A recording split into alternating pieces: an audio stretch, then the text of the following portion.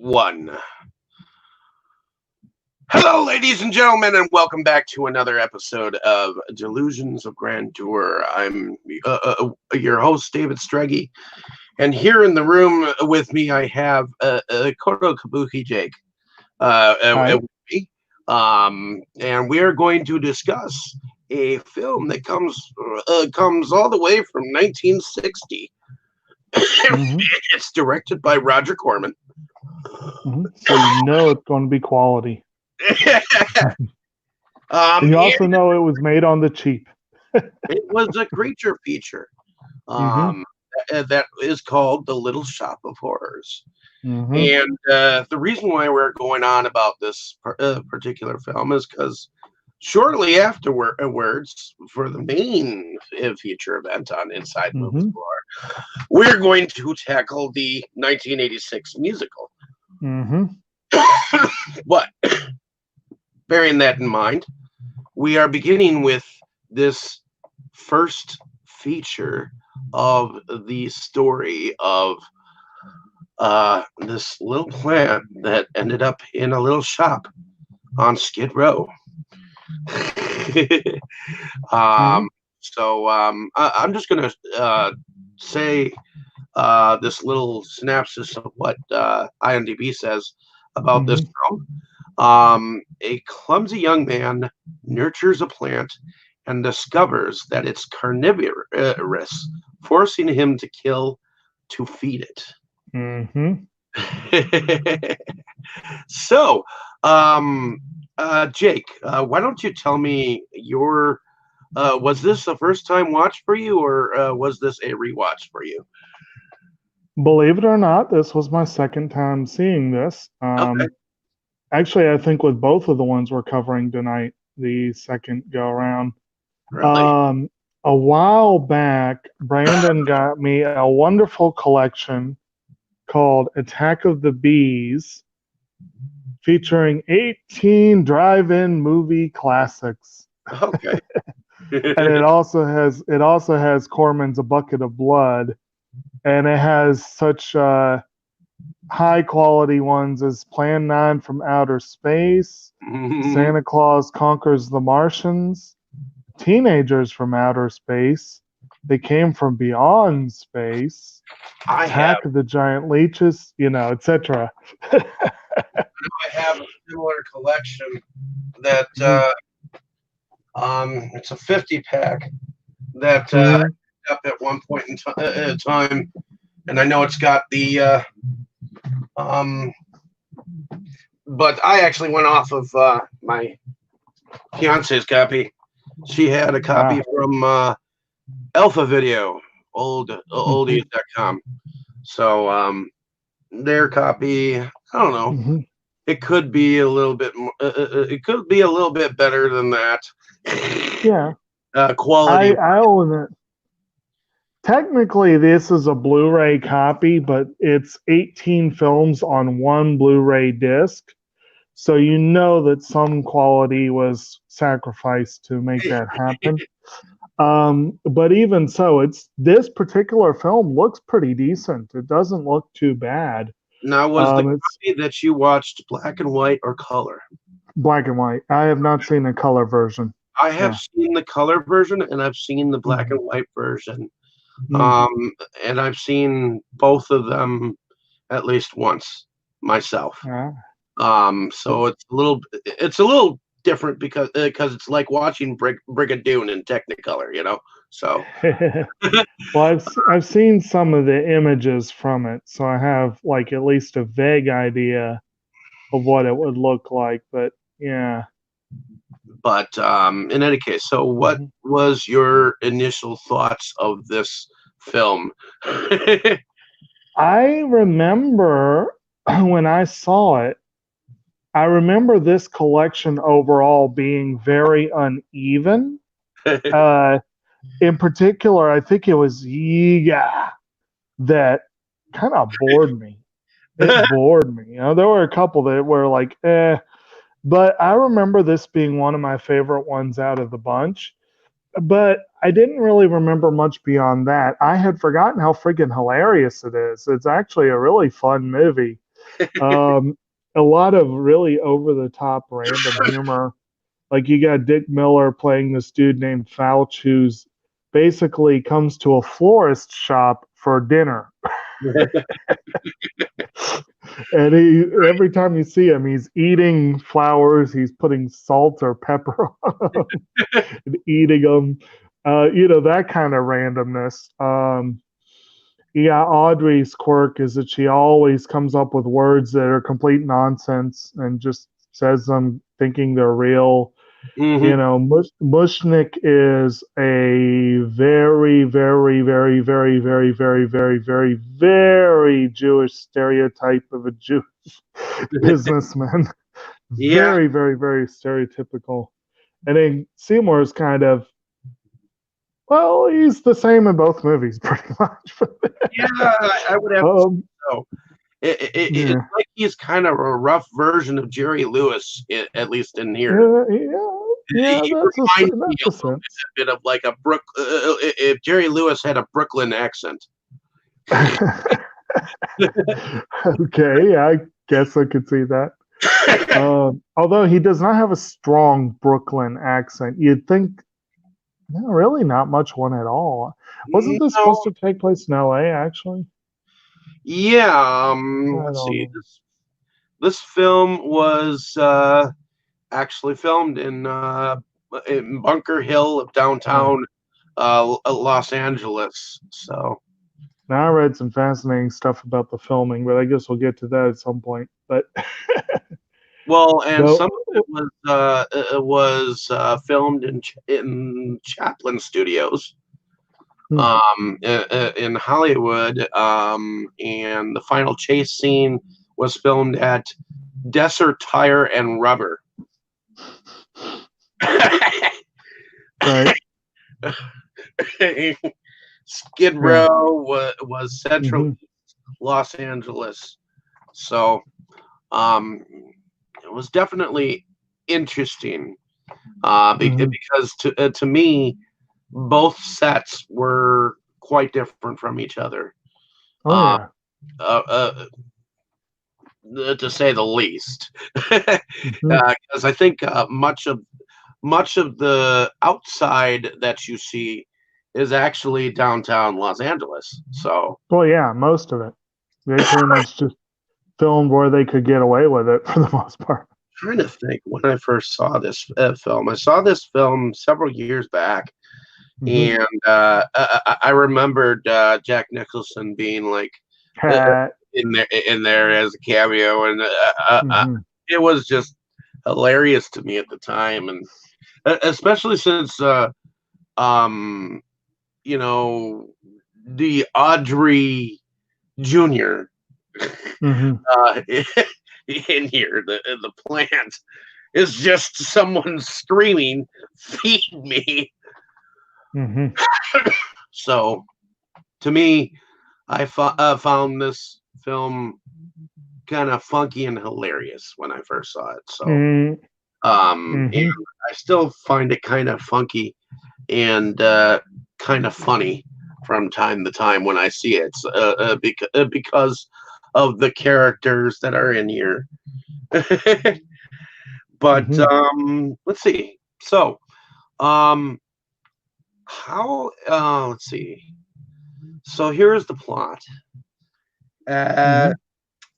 Apparently there's this flower shop that's in a area of town called Skid Row, which apparently is a poor section of the city.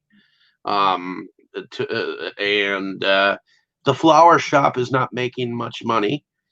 And suddenly, I'm not even sure how the plant was discovered. It's like suddenly it was there, In this version, Seymour is given an ultimatum. Basically, Mushnik is like, "We are not making any money, and you're costing me money because you keep breaking everything." And he's basically like, "You're out. You're out." And he's like, he goes home in desperation. He gets a plant that he's been nursing along and brings it back. Nursing this plant at home. Yeah. But and then the but it's not going well. He's tried every conventional method he can think of and a couple unconventional ones, but not the one he needs to. And so he brings it back, and he and Audrey are all like, "Oh, it's so cute. Well, I wish we knew what to." And Mushnik's like, "Well, I'll give you a week, and then you're out." you know. And I think it's because of the flower eating guy says something about things that are more exotic will bring in the customers. And he's like, "Okay, well, we'll give it a try." And so Seymour accidentally comes across the finding that it likes Blood. his blood. Yeah. And he accidentally cuts himself and bleeds on it, and it licks it right up. But as far as the origin, he claims that it's a hybrid between I think he said it was a hybrid between a Venus flytrap and a butterwort. And they also said it was from the outskirts of a cranberry bog, which apparently that was a topical joke that has not stood the test of time. But there was apparently a scare involving cranberries at that time. Okay. So I guess the idea is some sort of toxic chemical. It facilitated this hybrid or something. Well, if I remember correctly, farmers would actually take these crop duster planes, and wasn't it Agent Orange that they'd spray on certain things? I believe that's was used for that. Yes. So, so to me, a toxic waste like Agent. If it wasn't Agent Orange, it was something in that ballpark. But definitely, yeah, the things that they used to get away with in agriculture were spurious to say the least. Experimental. Right. Now, of course, I do have to say, as a plant geek, if you could somehow, because it's not possible, but if you could force cross pollination between a Venus flytrap and a butterwort, both of them would probably fry if you tried to put blood on them. Yeah. So that would probably be a little much. Yeah, that would probably be a little much. But yeah, so that's kind of the basic there. But like I said, he gets this new customer who likes to eat flowers, who, along with Audrey and Seymour, encourages him to try something a little bit different. And he doesn't have much patience for it, but Audrey Jr. grows And it's and looks better. How once the plant picks up, they stick it in the window, and then people start coming in. Like it's the newest thing in town. Yep. Like the circus came to town. Well, it did, didn't it? Kind of, sort of. But know that people will start to go missing. So, what do you think of Audrey and Seymour in this particular film? In terms of their characterization, Audrey is about as dumb as a bag of hammers, but she's really sweet and she's really friendly and she treats Seymour really well. And eventually they start he realized, or she finally, I don't remember exactly why, remembers or realizes that he has an interest in her. He, of course, is like lovesick.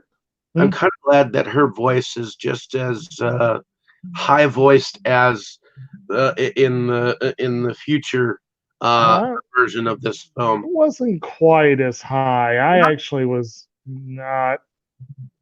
I didn't much care for how high pitched it was the second time around. But anyway, so basically Seymour is also a bit of an idiot, but he's not really an idiot so much as he's just a bumbling. he is bumbling and klutzy to the point of incompetence, basically. And yeah, it's no wonder that Mushnick is not. A successful businessman. Yes. That wasn't exactly how I was planning to go with that thought, but yeah, yes, it's true. Mashugana. Yes. The Yes. the whole Jewish rich thing. He's not a rich Jew. No. Let's put it that way. Mhm. But in any case, Well, so like here's kind of an interesting. I'm looking at the quotes here, but there was an interesting interchange. Audrey, why don't you give him a chance to resurrect himself? Again, misuse of words. Mushnick, I give him chance to quit. Seymour, I ain't gonna quit. You're a brave boy. You're fired.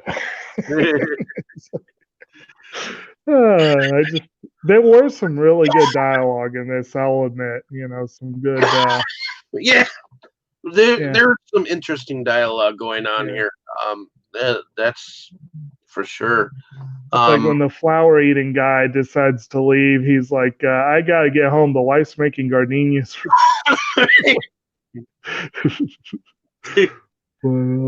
yeah, it's interesting that flowers are the only thing that he eats. right. Although I But suppose, being what's up? vegetarian, I suppose if you're a vegetarian, I suppose that's the way to go, huh? Oh, and I've eaten some flowers. I think most of the ones I don't know carnations and gardenias are actually, Edible. but there are quite a few that are edible, but very few that I would subsist on for any length of time. Violets are kind of bland. Uh, Yucca tastes like snow peas, and I've always hated snow peas. So, but whatever. uh, to me, I always, like I said, I thought that Seymour, at least the one in here, he kind Mhm. of reminded me of like the Jerry Lewis kind of a character, just a little bit, Right. with that Brooklyn accent. So, um, Well, now that you I say don't that, I feel could see like Jerry Lewis I do don't that. feel like he's as klutzy as the one that we see in the '80s Hmm. version. I actually think Mm, that he's a little bit more normal mm, acting. mm, He's somewhat got that, dorkiness mhm. about him in this particular film. Um, and Here's a thought. If they really wanted to do there is another remake coming along. yeah, I But saw if they that. wanted to go into a totally different direction, make Seymour the flower shop owner, maybe, but just as klutzy and, I could see Rowan Atkinson going full Mr. Bean on this. That would be fun. That would be, but I don't see Ron Atkinson in that particular cast. I think Right. I think I Yeah, saw. right there? Yeah, I still have bronchitis. Mm. Ugh. Um, um, I think I saw Scarlett Johansson as Yes. Audrey, and Yeah. the guy And who then they played got, Captain America. I think he's supposed to be the dentist this time, isn't he? I think so. That could be awesome. If you saw Knives Out, he can play an evil slime ball. And Iggy from who played Rocket Man. He's supposed to be Seymour. Yeah, Taron Egerton. Yeah, that could be fun. It could be. So there Hmm. is a dentist that Hmm. apparently, now I wasn't sure if he was actually entirely going out with Audrey at the time, Was Not he? in this version. No, I didn't think so. I Hmm. think he just went to him, and then, of course, you have that Jack Nicholson cameo. Yeah. What did you think about his first? High Oh man, he is great in this one. He pitched is. voice. He plays a major. He plays an Undertaker who's a major masochist. And it's like at one point, I think Seymour has accidentally offed the dentist, and oh yeah, spoilers. Seymour is accidentally off the dentist and trying to pretend to be him because this other guy is waiting out in the lobby the whole time. Well, yeah, And then so he he's comes in, and I think Seymour says something like, "It's going to hurt a little" or something like that. Then Nicholson's like, "Ooh, goody, goody." Oh man, he's sitting out there. I love how the dentist had a pain magazine in the lobby, and well. I'm kind of surprised they didn't do. What's that? Aren't you going to take a few teeth? I suppose they are Yeah, your teeth. yeah, yeah. And of course he plays this character named Wilbur Force.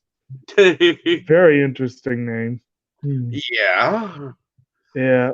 Okay, and there's a running gag throughout the movie when he introduces him. Well, do you have an appointment? Maybe no, but you are very highly recommended to me by one of your patients, a Miss S. Shiva. They do a lot of undertaking for her relatives. They have a running gag throughout the movie that Miss Shiva practically lives in the shop because she's always buying flowers for funerals. Uh, And that's this, of course, is another. What's that? okay. That's what's her name? That older lady. The older lady, yeah. That And I think her name is like Sitting Shiva or something like that, which is a joke on sitting Shiva. And it's like, yeah, interesting. Yeah. it But just sounds like when they first made this, they tried to make it as corny as possible. I think so. And then, of course, like I said, Mushnick himself is very much the stereotypical Jewish businessman with the heavy accent and just the occasional Yiddishisms slipping out from now and then. uh, he's, but I actually like him a little better in this version. You see, you feel like he really genuinely cares a bit about Seymour. He would just never admit it. And and in this one, I think he's Audrey's grandfather. But I Yeah, thought that was a little less clear in the other one. okay. Yeah, Yeah, yeah. I would have to say. Well, I was looking at. The guy who plays Mushnick. Hmm. He goes by the name of Mel Wells, Yeah. and apparently he died in 2005, which is Hmm. actually pretty darn good. He died in Norfolk, Virginia, not too far from you guys. Mm. Oh, Yeah. He looks like he played in quite a few things here. He played in She Beast in 1966. good. Let's see. I remember that one. High School Confidential in 1958. Mm. He played somewhat what in The Adventures of Rin Tin Tin. Mm. And he played in The Brothers Karamazov in 1958.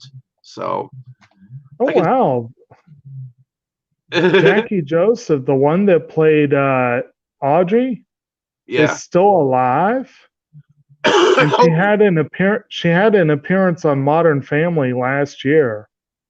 She, hmm. So she's still working off and on, isn't interesting. that? Yeah, that's kind of fun. Oh, Hard to she believe. had recurring role in the Police Academy series. She was in Yeah, Small Soldiers as the wife. yeah. And apparently she and what's his face? Dick Miller, I believe, the dude that plays Fouch. I double check this. But Oh, they play a married couple. He only died last year in California. she also played Mrs. Kirkland in Police Yeah. Academy. Yeah, that's what I was looking at there. But the one I'm double to, yes, she and Dick Miller, the one that played Fouch, the two of them played a married couple in Gremlins. That's kind of fun. Yeah, the Futtermans. Interesting. Yeah, yeah. So he has some interesting post credits for these people. Oh yeah. But and then of course, Fouch has the good. It's like Mushnik something like, "You want they should wrap the carnations? Nah, I'll just eat them here." So what do you think about Audrey Jr. himself? Audrey Jr. is an interesting little bit. Yeah, the look is kind of interesting. In this movie, it's very fake and cheesy looking, but you probably expect that, but it was still quite interesting. Well, it definitely was cheesy looking, especially since it when it opened up, it seemed to have cobwebs on the Yeah, inside, like peach fuzz on the outside. right. It was a little bit hairy looking, so to me it was I don't know, it was basic looking. Right. At least up until like the very end when they started to show the different people in the roots of the plants, which Oh wow. Yeah. ladies and gentlemen, spoiler alert. Yeah. Well, here's an interesting. Leola Wendorf is the one who played Miss Shiva, and this was her only credited film role. She did 5 movies, all uncredited except for this one. Okay. And she did end up dying herself 6 years later. So I guess that was kind of appropriate that she played that particular character, I guess. But and then of course, talking about characters, we also have the narrator, who the narration is by a Sergeant Joe Fink, who's played by Wally Campo, and his partner is Detective Frank Stooley, played by Jack Warford. I love how the detectives are named Fink and Stooley. That's pretty interesting. Fink and Stooley. Yeah. Yeah, they were definitely weird names. They were weird cops. They were actually one of my favorite moments in the whole movie, just because it was so wrong. Just I loved it. Was where you'd already kind of met Fink because of the narration. Okay. But you go to his office and Stooley walks into the office and he sits down at the desk and lights a cigarette. And they're talking in that very stiff, clipped, just the facts sort of police talk, you know what I mean? Like he's got things like, "How's the wife, Frank?" "Not bad, Joe." "Glad to hear it. The kids?" "Lost one yesterday." "Lost one, eh? How'd that happen?" "Playing with matches." "Well, those are the breaks." "Yeah, I guess so." Yeah, dude lost her kid yesterday, and them's the breaks. All nonchalantly, like it didn't really matter. Right. Yeah, I never liked him much anyway. Well, But yeah. You know, those Scotland Yard cops, So, Yeah, not quite that, well, no, but not exactly Scotland Yard. yeah. Skid Row isn't far from Mhm. being down Diagon Alley. Yeah. But So we got yeah, well actually Audrey too would probably fit right in the darker side of Diagon Alley. right? But so you got the first victim. I don't think that we really say what the first victim was. Basically Seymour realizes that he doesn't have enough blood for Audrey Jr. Correct. Keep wanting to say Audrey too, because that's what they called it in the second one. But What do you think I like about? Audrey Jr. better. Well, Huh. the voice that you hear Yeah, coming from Audrey Jr. is yeah, demanding. It's yeah, like it doesn't give a fuck. yeah. It's like feed me. Feed, I'm feed me. hungry. Yeah. And so Starving.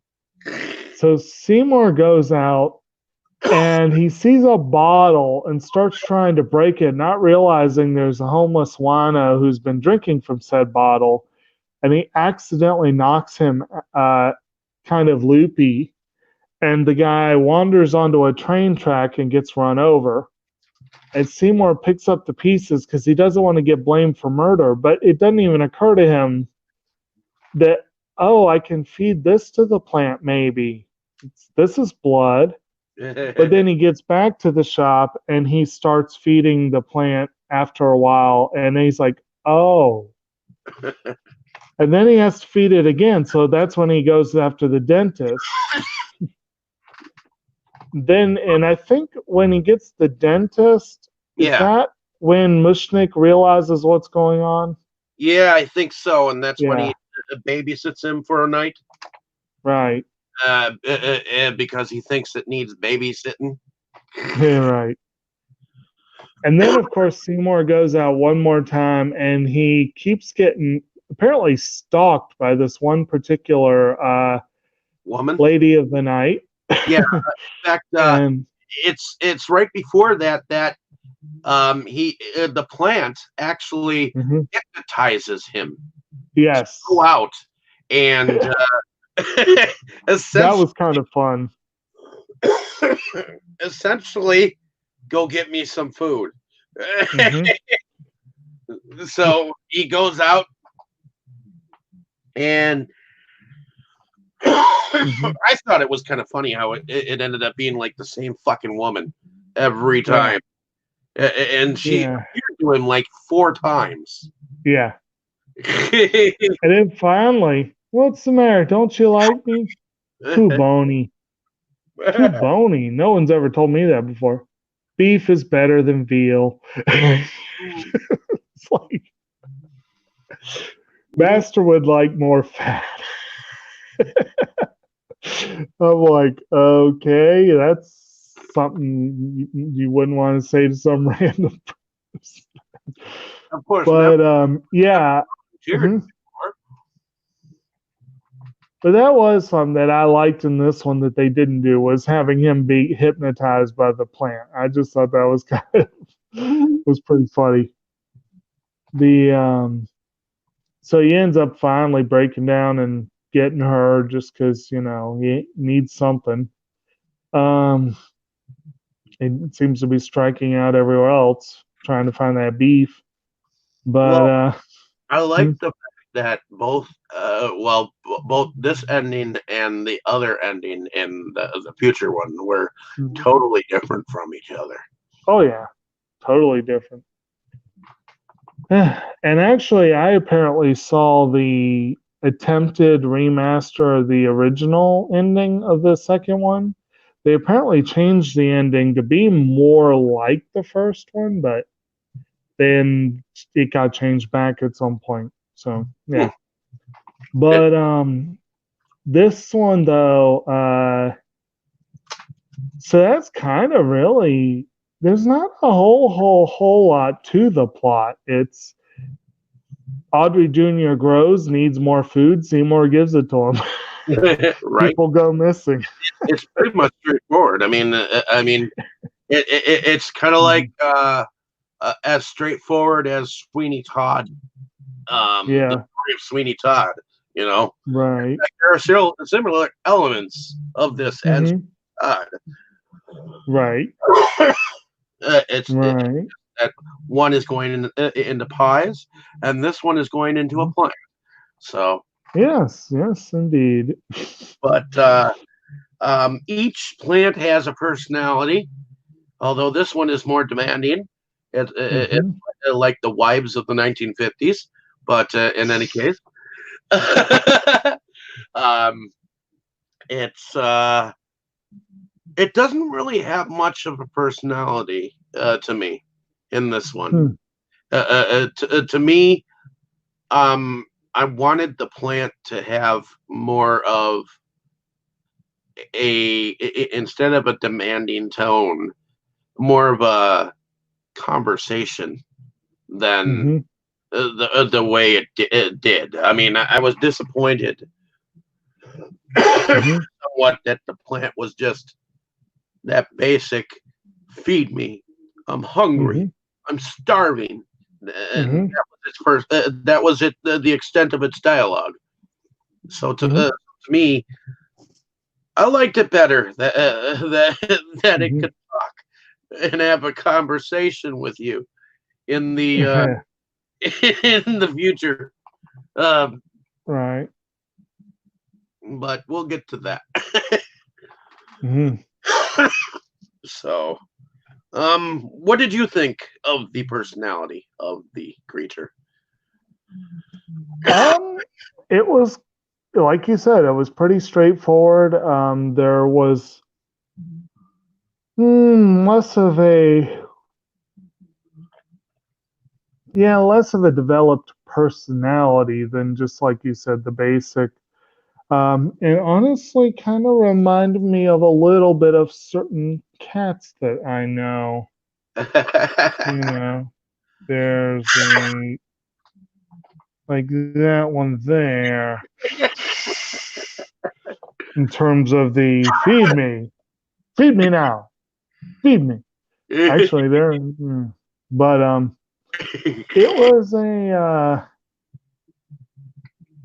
it was a it still managed to have a little bit of personality, but it Yeah, was it was not as much as it it was more could. it Oh was yeah. more subtle in its approach to Yeah. it was just a weird plant Uh,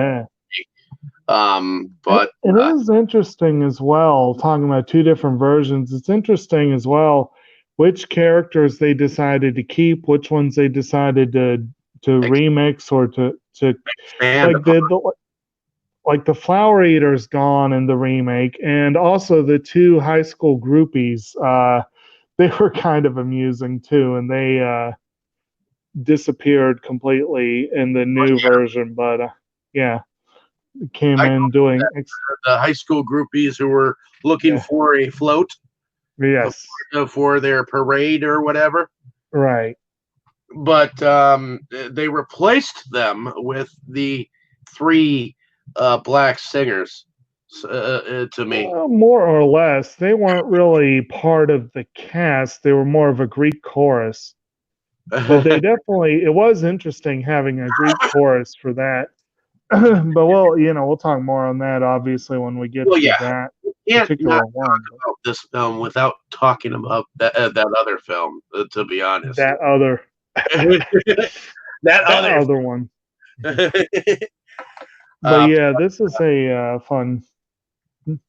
it was a fun rewatch. To be honest, I Mhm, enjoy watching both versions of this film. mhm. What did you think about the special effects of this film?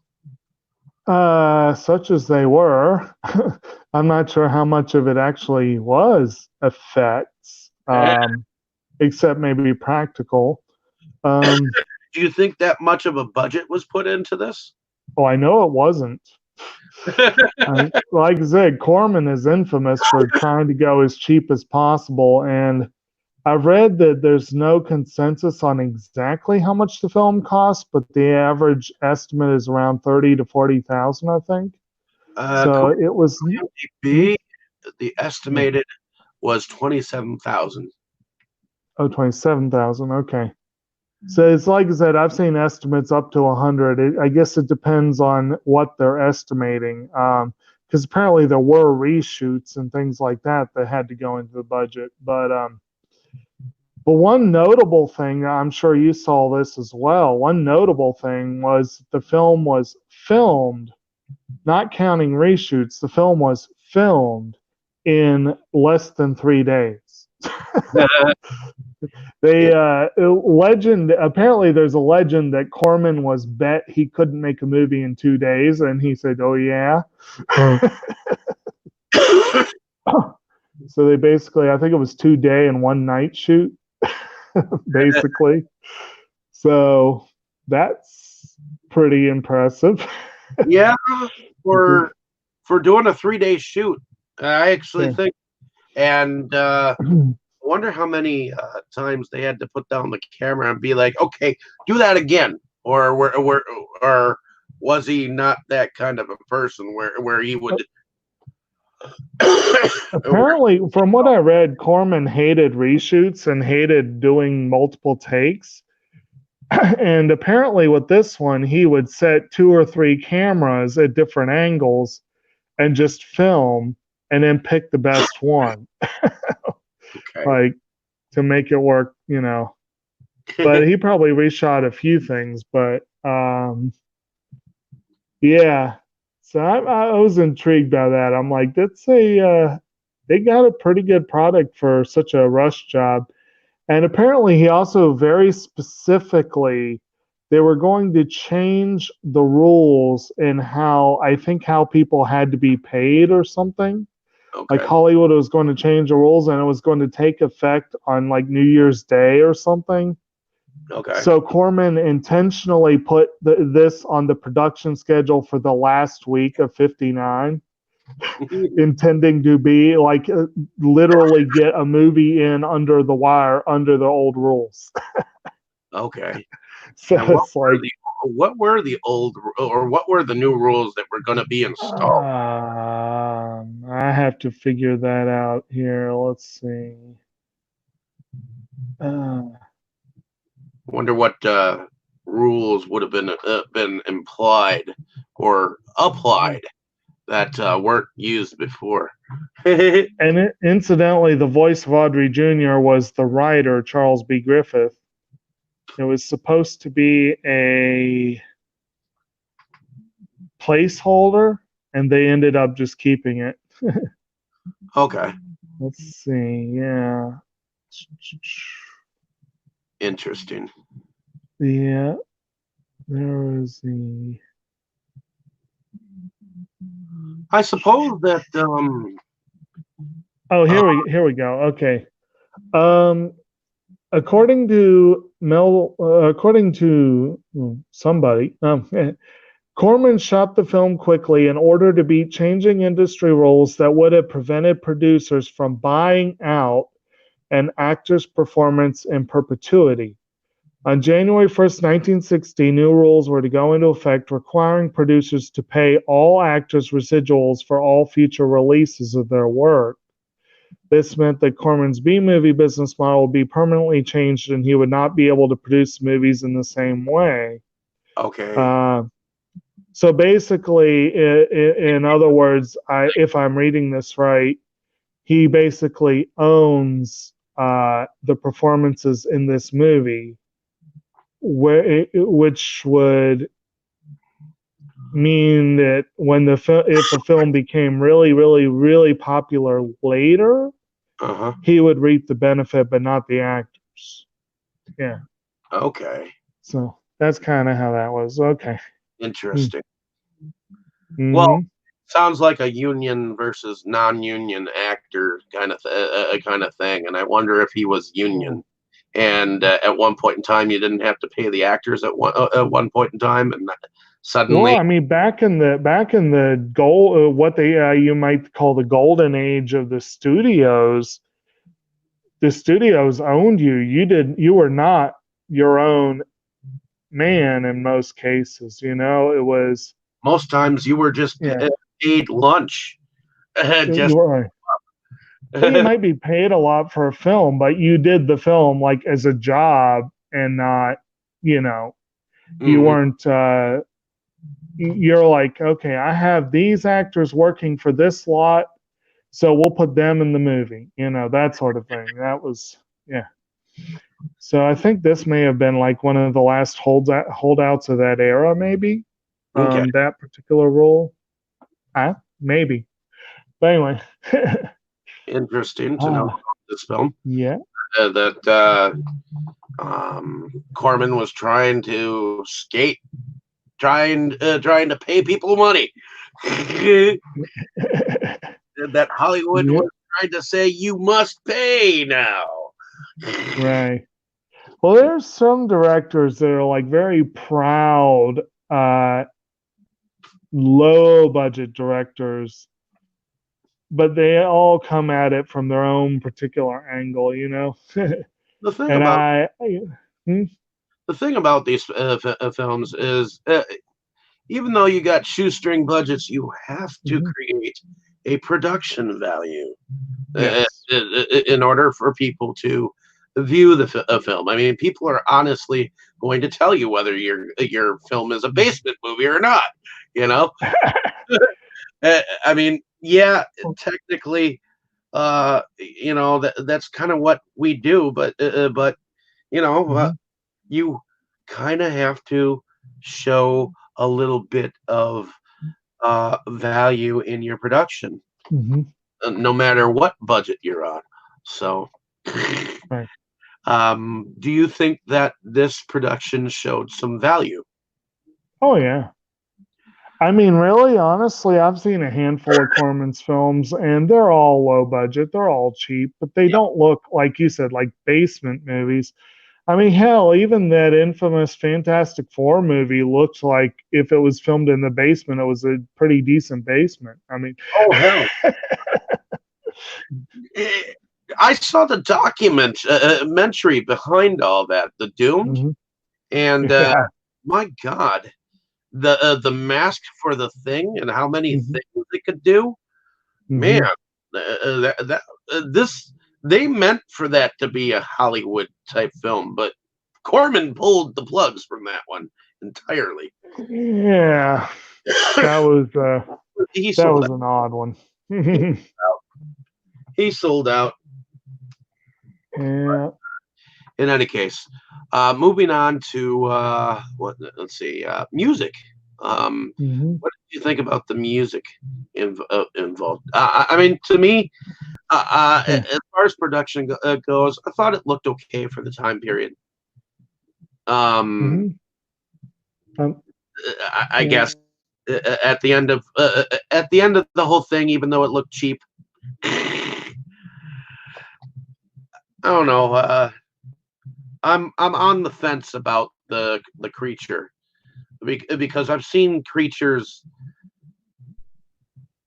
worse than that. Yeah. Oh yeah. And I've seen I've better. had worse. I've I mean, seen. again, like with this collection here, the octopus creature in Plan 9 definitely was faker than the. Oh, Let's just talk about a wait. movie with shoestring budget. Just wait until I suggest some Jerry Warren features. Ah, But um, in any case, what did you think about the music in the film? Do you think that I it was will. I liked it. It had a nice kind of jazzy feel to it. It was very upbeat, and I think it fit the mood of the movie. But actually, that was another funny bit of trivia that I read was that apparently the composer worked with Corman on a lot of different films, and he would basically take the same score tweak it slightly and claim it was a new score. Yeah. But since they weren't paying him a whole lot, it was kind of Kind of the same score. yeah. Okay, let's see. The film's musical score, written by cellist Fred Katz, was originally written for A Bucket of Blood. According to Mark Thomas McGee, author of Roger Corman, The Best of the Cheap Acts, each time Katz was called upon to write music for Corman, he sold the same score as if it were new music. The score was used in a total of 7 films, including The Lost Woman and Creature from the Haunted Sea. And he said that a music editor pieced the pieces together to come up with each score. Okay. So a little less originality than the John Williams Star Wars efforts, but you know. Right. After the first one, of course, the first one is classic. But I like the score overall. It's bouncy. It, like I said, it does fit the tone. It does fit the theme. It helps give it sort of that kooky left of the middle feel. Yeah, because this film is like it's not that it's scary. No. By far, it's more comical than anything else. Because to me, when the darn thing screams at him, "I'm hungry, I'm starving." Every time it speaks, I laughed a little bit because you know, you don't expect just a voice from the outer world and when Seymour acted like it was him speaking, you could tell it was his voice that was coming from the plant, you know. And his mouth was somewhat open when he was feeding it, so you could almost tell like he was making the voice come out from the plant or something like that.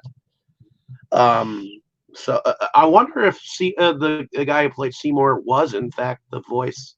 Well, no, I already told you it was Charles Griffith, the screenwriter. Okay, it was the screenwriter. Okay. Yes. Yeah. He stood off screen and read the voice or read the lines. Okay. And he also had a couple other cameos. Apparently, I think he was the patient that ran away when Jack Nicholson went to the dentist office. Okay. And then he was like the guy who broke into the flower shop to try to rob it. So he had a couple of roles there. Okay. Yeah.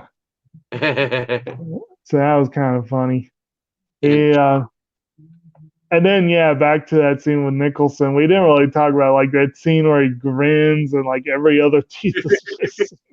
The toothless grin. Yeah. It's crazy. The toothless grin. You cannot you cannot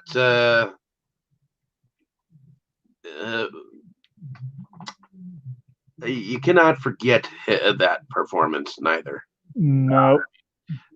Brief as it is. It was brief, but you know what? It predates the Joker performance, and by good sight. You could kind of see it in him a little bit. I mean, I'm pretty sure this is the oldest Nicholson role I've seen. I mean, this predates Easy Rider by about 8 years. So it's another. He was a lot younger here. He was younger. Oh yeah. But it is hilarious to think that he went from this role to being the most Oscar-nominated actor in history. Right. Yeah.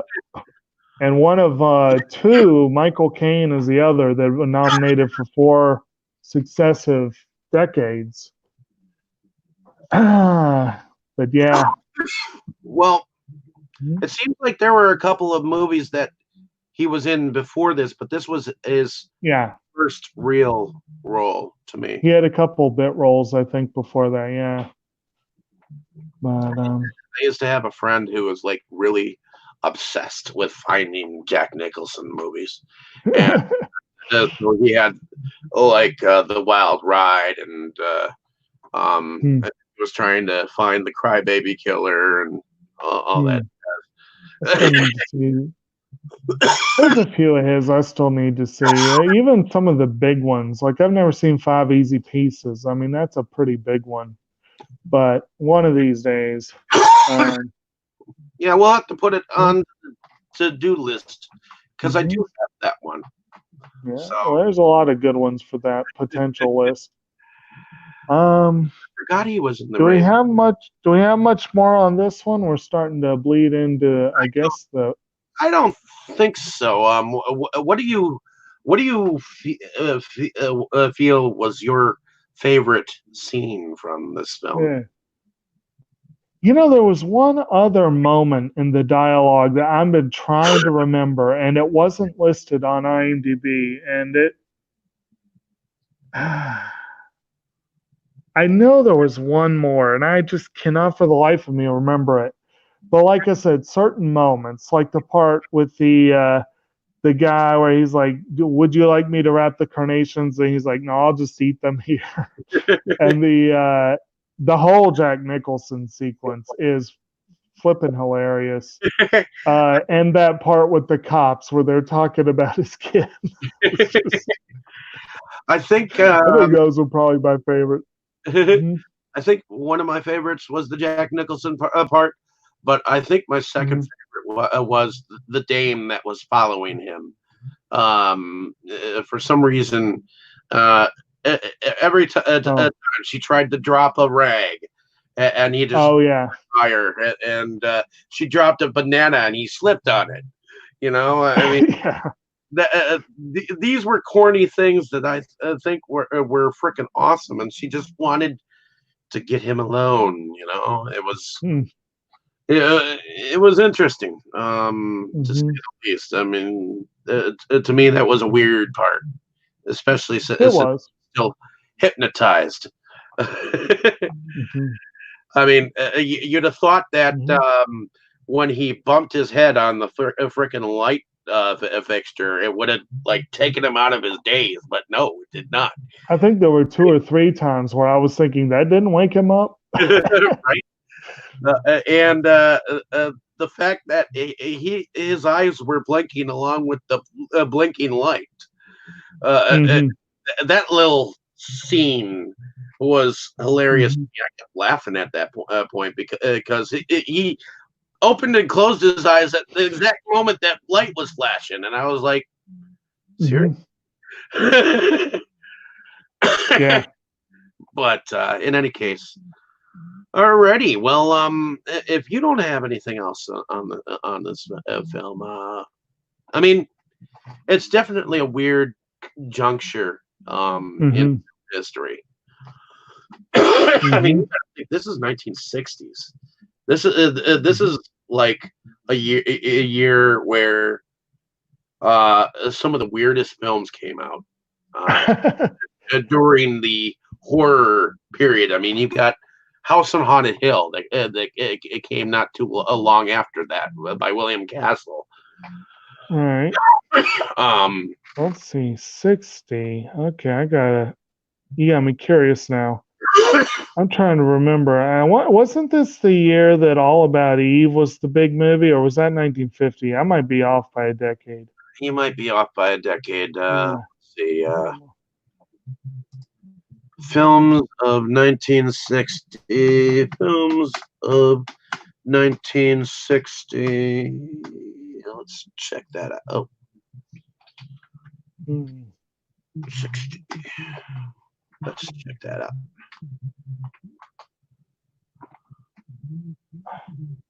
Okay. Okay, okay, you're talking about weird but excellent film. Elmer Gantry came out that year.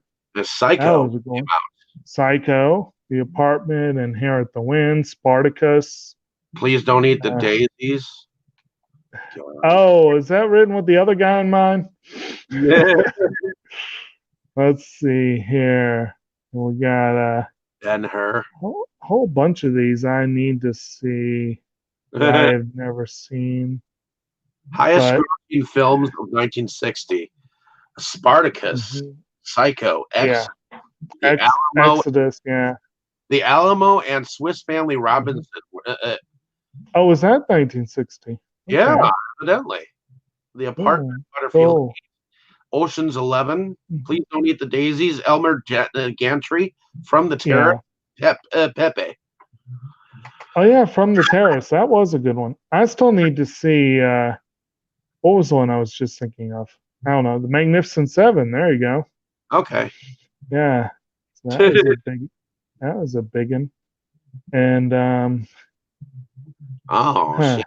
When a Woman Ascends the Stairs, Mrs. Warren's Profession, Mhm. Toby Tyler, Two-Way Stretch, Mhm.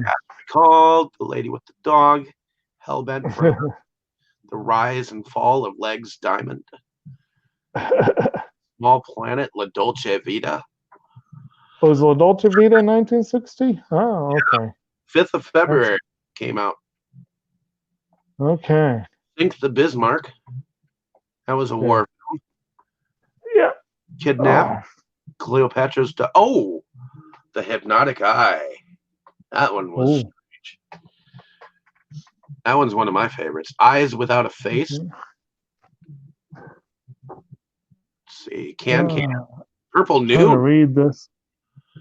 Looking at the Attack of the Bees, the back of here, apparently The Amazing Transparent Man was also 1960. The Unforgiven. Oh. And Tormented. Peeping Tom. Ah. Okay. Pollyanna. Yeah. Faust. Let's see. And just looking through June. Portrait in Black. Right. So there were some neo-noir films that came out that Right. Right. Oh, The Bride. And this one at least flirted a bit with noir, not very heavily, but it flirted with it, which was kind of fun.